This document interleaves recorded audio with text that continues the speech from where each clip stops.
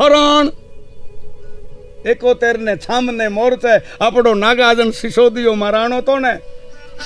અહરણ દણ આવી ચડ્યા નવખંડમાં પડઘા પડ્યા ખેરા સીમાડા હિંદના નોબત નગાડા ગડાડ્યા રણવીર જાગો રણવીર જાગો ભઈ ત્યાગો યુદ્ધની આવી ઘડી સમના ગણે સૌ આવજો આ માં ભોમની હાકલ પડી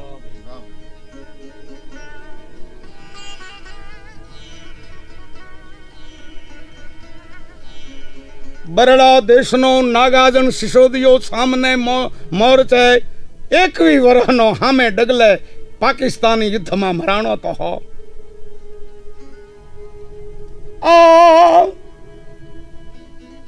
બંકો મેર બહાદુર જઈ ભારતના પગલા ભરે જેમ આસ્કરણ હામો હાલ્યો તેદી એમ નાગાજણ તેદી સામને મોરચે પાકિસ્તાની ફૌજ હામો હાલ્યો તો બંકો મેરે બહાદુર ભારતના પગલા ભરે તે અફસર થાય આતુર નર વરવાન નાગાજણ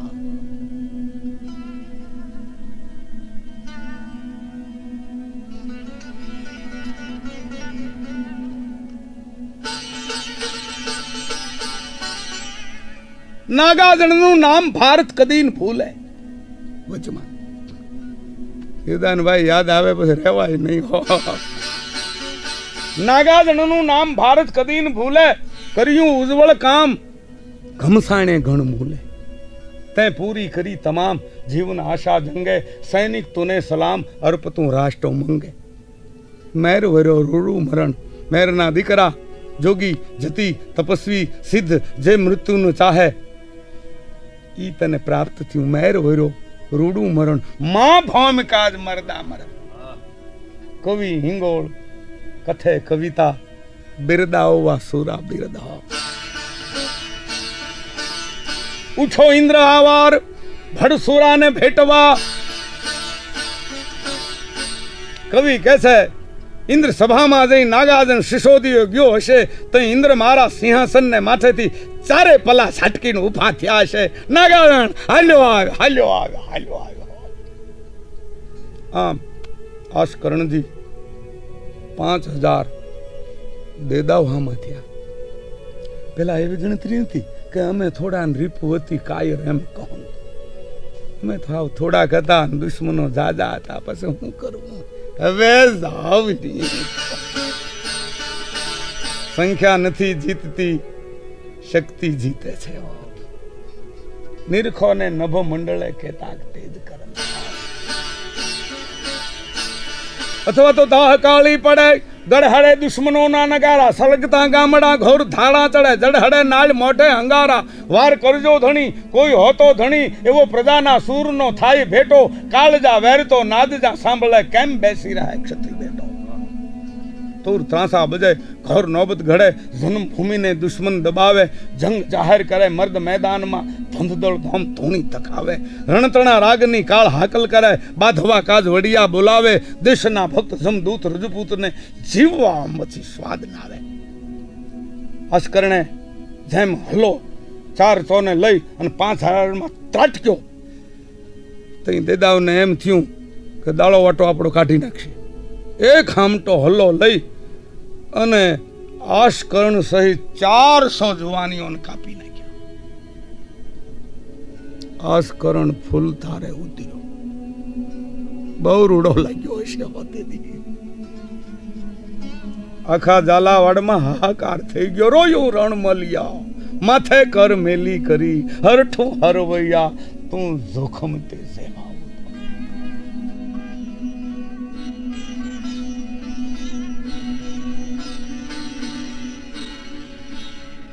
હવે હવરો હાર અને મોકલ્યું મેલી કરી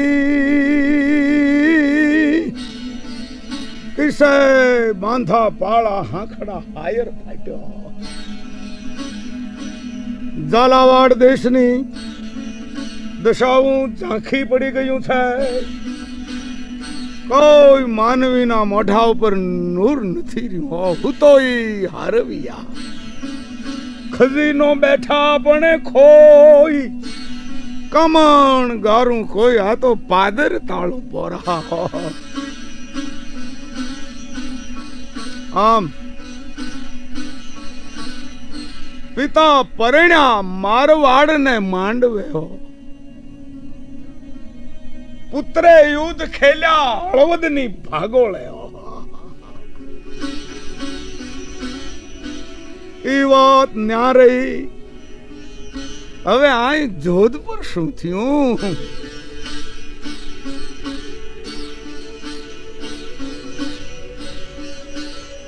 દિલ્હીની જાને એટલા એટલા દાન દીધા ન ઉગ્યા દાન લઈ અને કવિઓ તો કહેવા માંડ્યા ભલે લીંબડ ભલે લીંબડ ભલે લીંબડ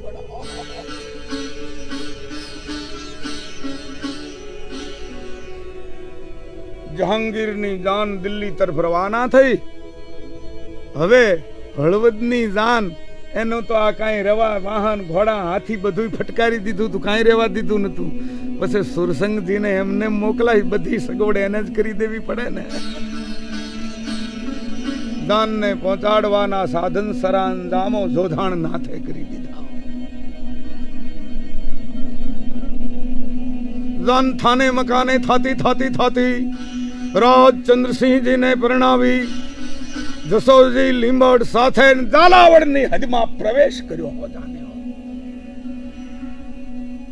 એક નિયમ છે ઘણા દિવસેથી પાછા વતનમાં આવીએ અને કોઈ ઓળખીતું મળે એટલે કહેવાય કે ભાઈ બધાય કુશળ છે બધા હિમખીમ છે પણ માનવીને હું ખબર કુશળ નહીં મેરું ડુંગરા કુશળ નહીં મેરું ડુંગરા કુશળ નહીં સમદરાંગા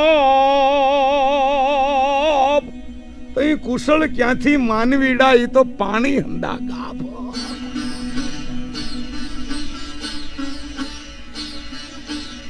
કોઈ ઓળખીતો મળ્યો એને રાજા ચંદ્રસિંહે પૂછ્યું કે ભાઈ હળવદમાં હાવ હેમખેમ કુશળ મજામાં તો નબળા સમાચાર દેવાની આવડત હોવી જોઈએ કેટલાક ને ન આવડે મેલે પોક તો ઓલાને હામાને મારે સમાચાર આપવા જ પડે જે થયું અણહોણી હોણી નહીં હોને કીસો હોય પણ વિચારીને આપવા જોઈએ કોઈ એવો ઉતાવળીઓ મળી ગયો રાજ ચંદ્રસિંહજીને બાપુ બાપુ ગજબ થયો આપ પધાર્યા મારવાડ જાન લઈ અને થોડા દિવસ થયા હશે દેદાના પાળ આવ્યા શું થયું ધીંગાણા કપરા ધીંગાણા થયા શું કરું હળવદી આયે મારા દીકરાએ જવાની આવે રોડા લાગ્યા હા રોડા લાગ્યા પણ દેદા હાવ એમને પાછા નથી ગયા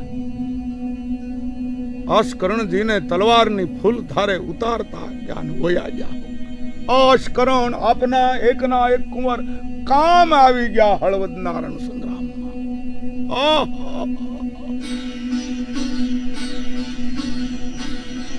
ગજબ થયો રજપૂતો જે પરણાવવા જેવો હતો એને ઘેરે મૂકી અને હું પરણવા ગયો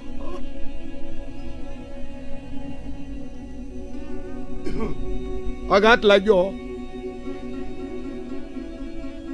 દેહનો થોરો રહ્યો નહીં રાજા ચંદ્રસિંહ નું શરીર ખડેથી લથડીને હેઠો પડી ગયો બેશોધ થઈ ગયા બધા ભેળા થઈ ગયા ગજબ થયો એકમાંથી બીજી થઈ રાજા ચંદ્રસિંહ નો દેહ નહીં રહ્યો વહમું મંડું લાગવા હાવ મળવો ભલો બિછુરન બુરી મળવું હારું છે બાપ હો ભાઈ જુદું પડવું બુરું છે સિર પસ્તાવું મેં સખી પરદેશી થી પ્રીત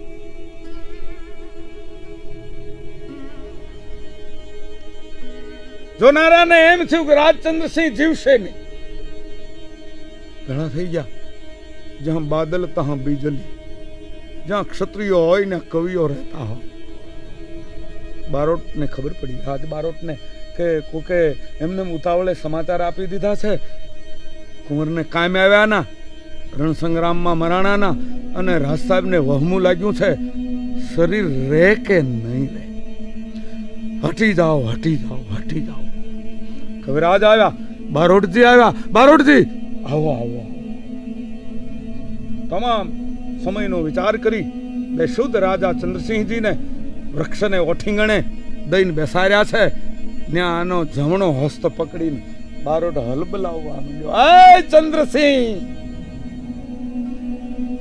ભલે દીકરો તારો મરાણો ઈ બરોબર થયું છે, બહુ ભલું કામ થયું. બારોટે ડાયપ કરી છો. આઘાત ઉપર પ્રત્યાઘાત આપો તો જીવી જાય છે.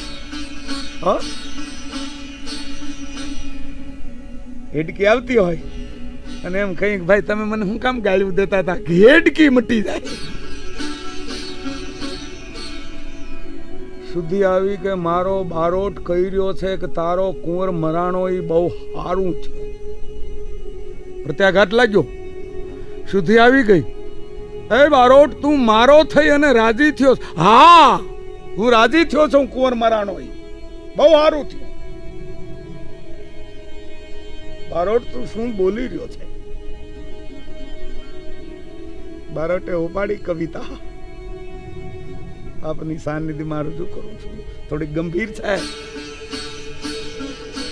જગન હેક થયો જોધપુર, હેક હળવદ હુઓ. બે યજ્ઞો થયા, એક જોધપુરમાં, એક હળવદ, એક હળવદમાં. જગન હેક થયો, એક હળવદ હુઓ. જે જીયાકાર હોકાર જાણો, અહો અપસર તણે પરણિયો આશકરણ, રાયથું પરણિયો ચંદ્રાણો. અપ્સરાને આશકરણજી પરણ્યા અને ચંદ્રસિંહજી તું રાજકુંવરી પરણ્યો. બાપ દીકરો એક આરે તોરણ ચડ્યા હતા. સર્વેરસ સારસી ભમસુ ધારથી વેદજણ વાપરી ગધવાણી પાટપટ કુંવર હેક લગન પરણ્યા અંદ્ર અપ્સરા અને રાઠોડ રાણી. સર્વેરસ સારસી, જેમ યજ્ઞમાં સરવામાંથી ઘી હોમાય એમ રણભૂમિમાં હાથીની ઊંધું કપાણિયું અને એમાં ઘી રૂપી રગત રેડાણા હોય યજ્ઞ હવન કુંડમાં, રણસંગ્રામ રૂપી હવન કુંડમાં. સર્વેરસ સારસી ભૌમિસુ સારસી વેદજણ વાપરી. સાચી વાત છે આપની. મારો દીકરો 4 જુગ રહ્યો કેમ? હા, જીવી ગયા. બસ સમય સૂચકતા વાપરી હો બારો દેવો.